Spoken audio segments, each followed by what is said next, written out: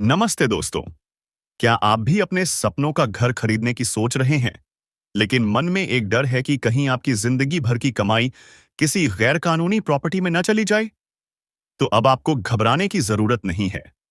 आज मैं आपको प्रॉपर्टी की कानूनी जांच का एक ऐसा पूरा रोड मैप बताने जा रहा हूं, जिससे आप किसी भी प्रॉपर्टी को खरीदने से पहले उसकी अच्छी तरह से पड़ताल कर सकते हैं। यकीन मानिए, यह जानकारी आपको एक स्मार्ट और सुरक्षित खरीदार बनाएगी। तो चलिए, अपनी जासूसी की टोपी पहनते हैं और इस महत्वपूर्ण मिशन को शुरू करते हैं। स्टेप 1।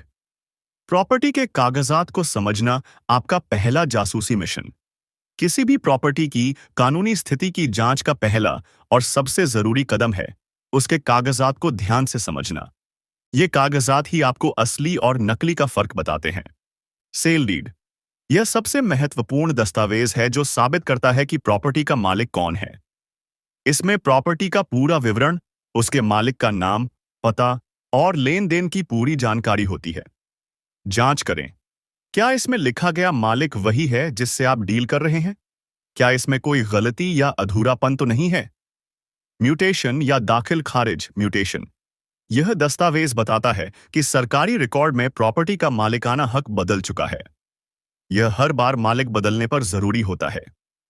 जांच करें, क्या प्रॉपर्टी का म्यूटेशन आपके विक्रेता के नाम पर है? प्रॉपर्टी टैक्स की रसीदें, प्रॉपर्टी टैक्स रिसीप्ट्स, प्रॉपर्टी के मालिक को हर साल प्रॉपर्टी टैक्स देना होता है।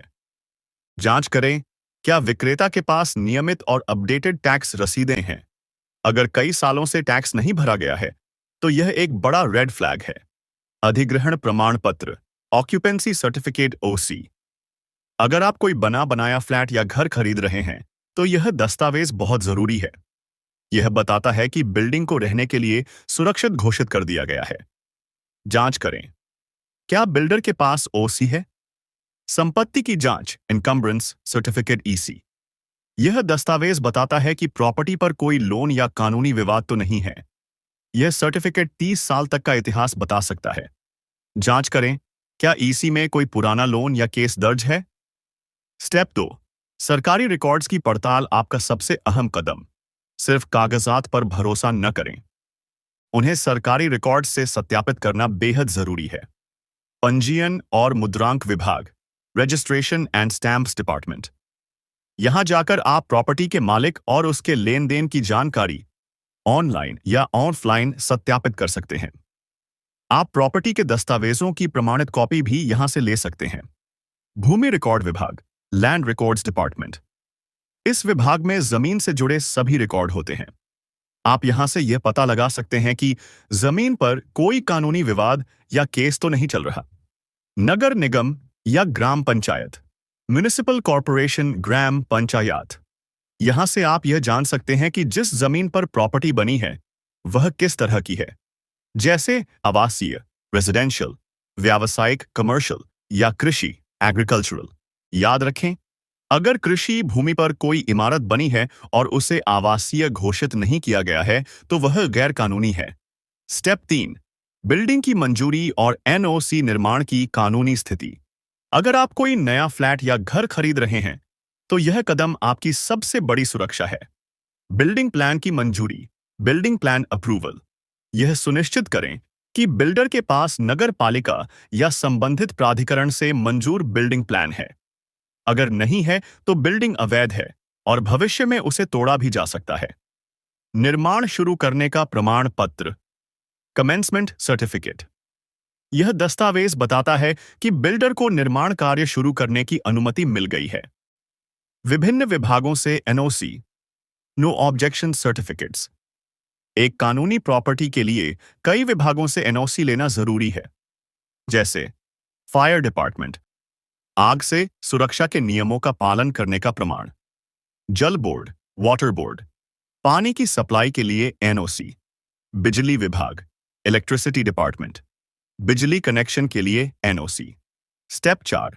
विशेषज्ञ की मदद, आपका सबसे बड़ा हथियार। जब बात लाखों करोड़ों की प्रॉपर्टी की हो, तो थोड़ी सी भी लापरवाही भारी पड़ सकती है। इसीलिए एक अनुभवी प्रॉपर्टी वकील या कानूनी सलाहकार की मदद लेना सबसे समझदारी भरा कदम है। दस्तावेजों की जांच, एक वकील आपके सभी कागजात जैसे ऑसिसेल डीड, म्यूटेशन, ईसी और एनओसी की गहनता से जांच करेगा और आपको सही कानूनी सलाह देगा। शीर्षक की जांच, टाइटल सर्च। वकील यह जांच करेगा कि प्रॉपर्टी का शीर्षक, टाइटल, साफ है या नहीं, यानी कि प्रॉपर्टी के पिछले मालिकों के नाम पर कोई कानूनी विवाद तो नहीं है। जोखिमों का आकलन। वकील आपको संभावित जोखिमों के बारे में बताएगा, जैसे जमीन पर कोई मुकदमा, अवैध निर्माण या टैक्स बकाया। इन सभी कदमों को फॉलो करके आप एक गैर कानूनी प्रॉपर्टी खरीदने के खतरे से बच सकते हैं। प्रॉपर्टी खरीदना एक बड़ा फैसला है और थोड़ी सी सावधानी आपको भविष्य में होने वाले नुकसान से बचा सकती है। अगर आपके मन में कोई और सवाल है तो पूछने में बिल्कुल संकोच न करें। इस जानकारी को अपने दोस्तों और परिवार के साथ भी साझा करें ताकि वो भी सुरक्षित रहें। दोस्तों, अगर आपको यह जानकारी यूजफुल लगी, वीडियो को लाइक और शेयर करना मत भूलिए।